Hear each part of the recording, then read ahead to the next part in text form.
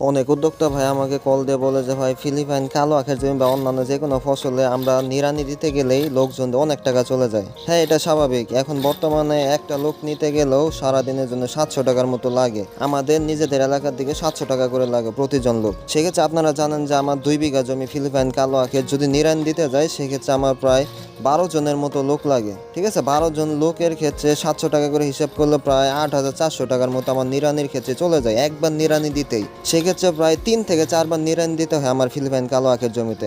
চিন্তা করছেন, একটা মানে বিশাল অ্যামাউন্ট আমার হাত থেকে নিড়ানির জন্য চলে যায়। এই জন্য আমাদের এই নিড়ানি যন্ত্র দিয়ে আমরা নিড়ানি দেই নিজেরাই। ইনশাল্লাহ এতে আমাদের কোনো মানে বাড়তি খরচ পড়ে না। এই নিড়ানি যন্ত্রটি তৈরি করতে আমার 3500 টাকার মতো খরচ হয়েছে সর্বোচ্চ।